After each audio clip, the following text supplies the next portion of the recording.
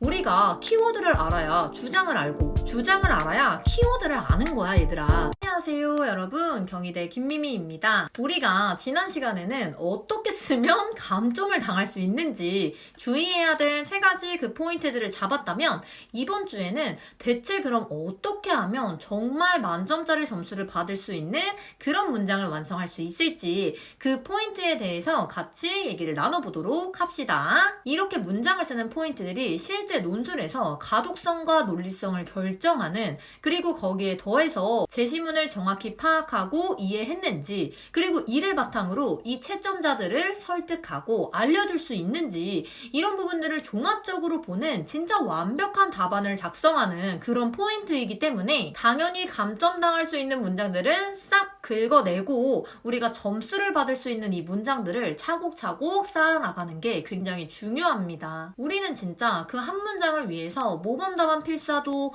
10번, 20번 하는 거고, 답안 지작성도 10번, 20번 하는 거고, 똑같은 지문을 계속 반복적으로 읽게 되는 겁니다. 그러니까 제가 지금 잡아드리는 이 포인트들이 당연히 중요한데, 이거를 그냥 듣고 넘어가면 될까 안 될까? 절대 안 된다는 거야. 여러분들이 이 포인트들을 바탕으로 앞으로 풀게 될 그 다양한 지문들을요, 진짜 하나하나 반복하는 그런 연습, 그런 노력을 꼭 기울여 주시기를 바랄게요 여러분. 그래서 오늘은 우리가 진짜 기본적으로 논술에 어휘와 문장과 단락과 그리고 완성된 글이라는 그 점점 커지는 흐름이 있겠지 얘들아. 그 중에서도 우리 오늘은 이 문장의 부분을 좀 뜯어보도록 할 겁니다.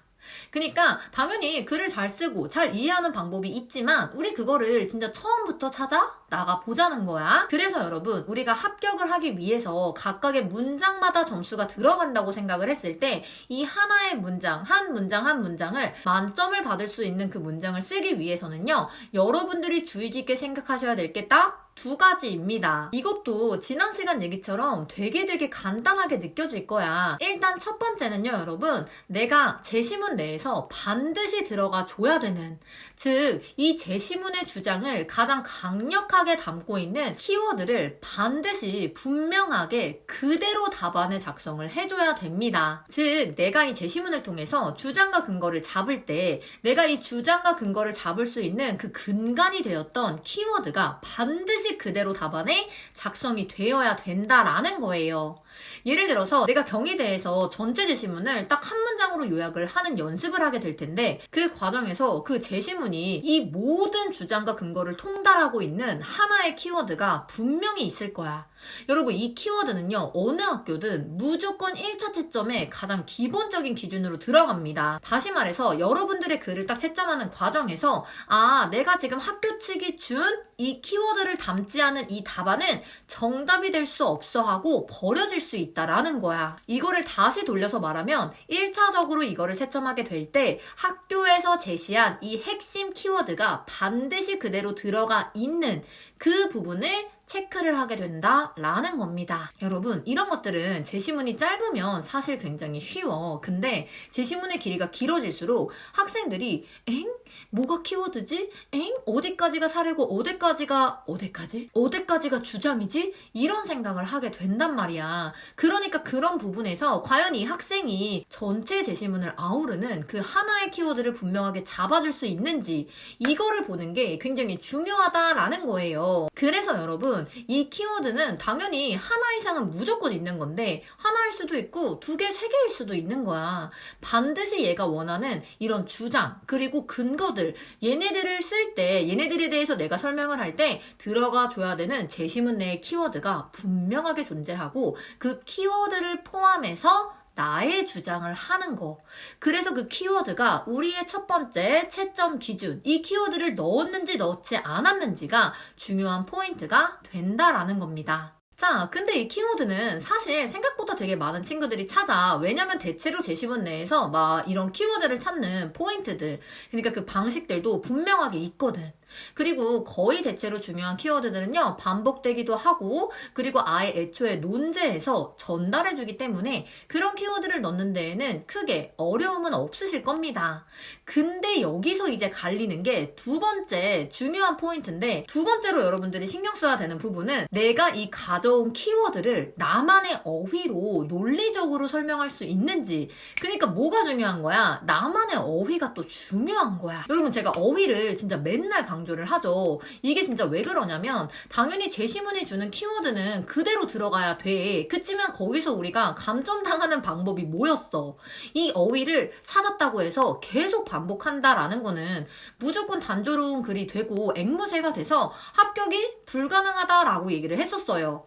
마찬가지로 이거 다시 생각해보면, 내가 이 키워드는 분명히 찾았는데 이 키워드를 설명하기 위해서는 이 키워드를 반복하는 게 아니라 이 키워드와 같은 뜻을 담고 있는 다양한 어휘들을 활용해서 제시문의 주장과 근거들을 완벽하게 정리를 해야 되는구나 라고 생각할 수가 있습니다. 즉, 반드시 들어가야 된다 라고 했던 그 제시문의 키워드를 가지고 와. 그리고 이 키워드를 내가 가지고 이 주장과 근거를 잘 녹여가지고 나만의 어휘를 또 가지고 와가지고 이 키워드를 포함한 주장문을 완성을 해줘야 된다라는 거죠. 그러니까 한 문장을 완성할 때 얘들아, 뭐가 필요한 거야? 키워드와 나의 어휘가 필요한 거야. 이게 진짜 논술이지. 이게 아무것도 베끼지 않고 정말 내 머릿속에서 내가 연습했던 거를 가져와야지만 할 수 있는 그런 글쓰기가 되는 거예요. 그렇기 때문에 이거를 연습한 친구들이 당연히 점수를 더 많이 받을 수밖에 없는 거고 합격할 수밖에 없게 되는 거겠죠. 이렇게 키워드와 그리고 나만의 어휘를 결합시키는 문장을 만드는 궁극적인 이유가 뭐야? 그 목적이 결국은 이 제시문이 말하는 주장과 근거를 잘 전달하기 위함이잖아. 그렇기 때문에 그 과정에서 어휘는 뭐 말할 것도 없고, 그리고 그 이후에 또 추가적으로 같이 고려하면 좋은 두 가지가, 그 중에 이제 첫 번째는 주장을 반드시 한 문장을 찾는 연습을 해주셔야 됩니다. 우리가 제시문이 짧든 중간이든 엄청 길든 무조건 이 전체 제시문은 하나의 주장을 갖고 있어. 내가 이중인격 다중인격이 아닌 이상 나는 딸기가 좋아 싫어라고 물어본다면 좋아 라는 대답을 딱 명확하게 갖고 있죠. 이거는 얘들아 제시문도 마찬가지야. 제시문도 어떤 분량이든 상관없이 여러분들에게 전달하고자 하는 자신의 주장은 무조건 딱 하나예요. 나머진 얘들아 주장이 아니라 이 주장을 뒷받침해주는 근거가 되는 거야. 그렇기 때문에 여러분들이 항상 연습을 하실 때는 반드시 이 제시문에서 이거 무조건 중심 문장이다 하는 그 한 문장을 꼭 찾는 연습을 하셔야 돼요. 그리고 나서 당연히 수업을 듣는 친구들은 선생님이 찾은 것과 이게 맞구나 틀리구나를 비교해보는 것도 굉장히 중요하겠죠.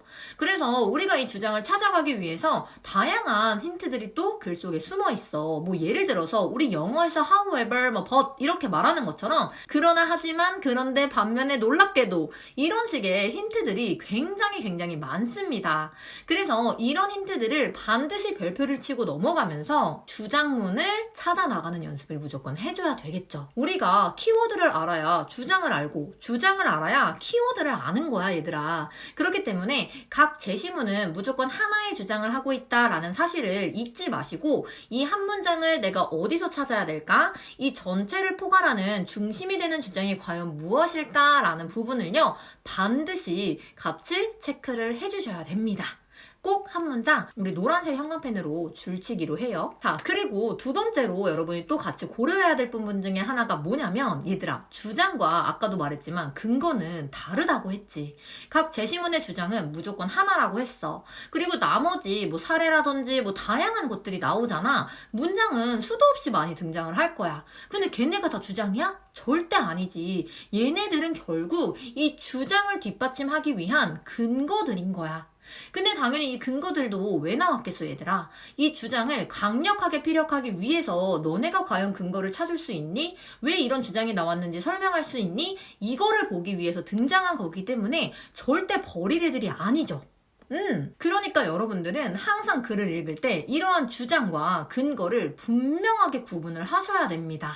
이 주장과 근거를 얘들아 구분을 못하고 글을 쓰잖아. 그럼 막 두갈씩인데 그냥 근거부터만 순서대로 나열되어 있고 똑같은 근거인데 서로 다른 것 마냥 설명이 되어 있고 근거는 3개인데 2개만 쓰는 경우도 있고 이거 당연히 다 뭐겠어? 감점의 대상이 될 수밖에 없겠죠. 즉 점수를 받을 수 있는 그 기회를 날려버리게 되는 거야. 그렇기 때문에 항상 주장은 2갈씩으로 먼저 제시가 확실하게 키워드, 나만의 어휘와 함께 전개가 돼야 되고 그리고 걔를 뒷받침하는 근거들이 자연스럽게 논리적으로 연결될 수 있는 특히 이 과정에서 연결성을 높일 수 있는 다양한 또 어휘들, 연결사 이런 것들을 잘 활용해주는 게 굉장히 좋겠죠. 그래서 이 근거라는 거는 얘들아 막 거창하게 생각할 필요가 없어. 이 근거는요 그냥 이 주장을 꾸미는 모든 것들을 다 근거라고 합니다. 그래서 어쩔 땐 원인이 될 수도 있고 어쩔 땐 결과가 될 수도 있고 어쩔 땐 조건이 될 수도 있고 어쩔 땐 그냥 사례로 나올 때도 있어. 굉장히 등등등등 다양한 범위로 전개가 되는 이 주장을 꾸며주기만 하면 논술에서는 이 모든 것들을 근거라고 통용을 합니다. 주장과 근거를 명확하게 잡을수록 글에 전개하는 방향성이 완전 달라지기 때문에 너무너무 중요하다라는 거.